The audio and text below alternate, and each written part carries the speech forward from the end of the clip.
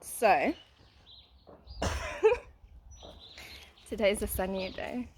So I was watching this cool thing where, like, I don't know, I believe these two are soulmates, and it's quite cute. They were like replying to each other through song. I was like, yo, hey, let me do this to my soulmate, who I think is my soulmate, because unfortunately, there's a cloud of doubt sometimes. Don't know if I had to sit there and respond to my. I don't know, I thought it was cute. They were like singing, and then he would create a song to reply to her song. So I'm like, okay, let me make a video to reply to this man that yeah. So I don't know. I feel like that sometimes I get confused because, like, I know, like, on the twin flame journey that you're supposed to feel like this person's your mirror. And sometimes when I look at my mirror, I'm like, I guess I question it. I'm like, yo, hey, I'm preaching about love here. I'm preaching about love here. And I know the king I do work with, Jesus, preaches about love. So I'm sitting there saying, oh, why is this person like preaching about the opposite to me? I know it's supposed to be like a yin yang type of vibe, but sometimes I sit there and I'm like, I don't see it.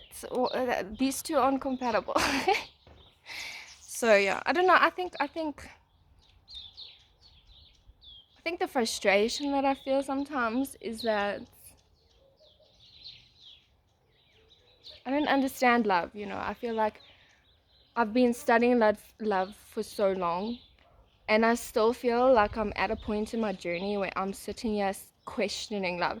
I know there's one spirit that says to me, like, a part of the sentient symptoms is that you start questioning everything.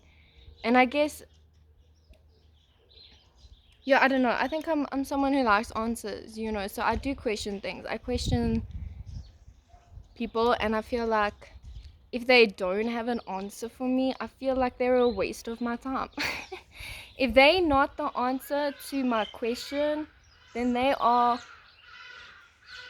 gone, So I don't know. I feel like sometimes as an empath, nobody really knows what it feels like to have to feel emotions that aren't your own, and having to, like, develop your own emotional intelligence and your own emotional barriers, because people don't understand the difference between their own emotions and your emotions. And the way that I have tried to empower myself as an empath is to say, this is my emotion, this is not my emotion.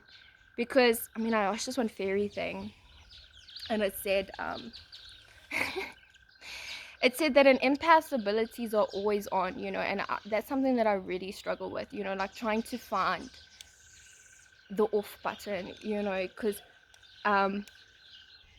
it's difficult. It's difficult when you sit there and you're feeling like you're always,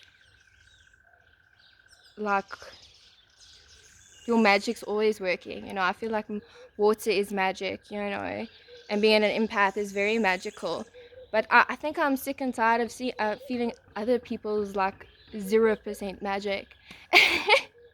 A lot of people have, like, said to me and said, your energy feels like a fairy.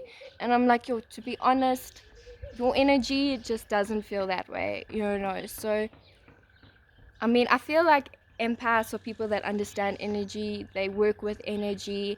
Their body was created to, like, feel energy, So it's something that when I pray to my soulmates, because I feel like whenever I'm having a conversation, I'm praying to him, is to understand that, like, certain words make me feel certain things, and I feel things a little bit more intensely than everybody else. And it's why I've chosen to find calmer energies. I don't like being around people with high drama, and I've walked away from a lot of situations that are high drama for me because it's too much for me to cope with. I can't cope with other people's drama because it's their fucking drama. I'm tired of my love story going really well and other person's love story going really bad, and I'm like, that's your karma, that is your karma. It's not my karma. Having to work with the goddess of love, I've had to sit there and say, you know what, this is their karma, this is their toxic love story that they want to live out. And I have to sit there and reconnect with my love story and understand that, just because your twin flame is doing that, my twin flame is fucking awesome. He's amazing. I connect with my masculine energy, and when my masculine energy isn't around me and I'm around other masculine energies, I like can't deal with it. I can't deal with it. I can't deal with other people's masculines. Like, I know I love my masculine energy. I know what my masculine energy is. He's an empath like me, so when an empath and an empath connect, they understand each other.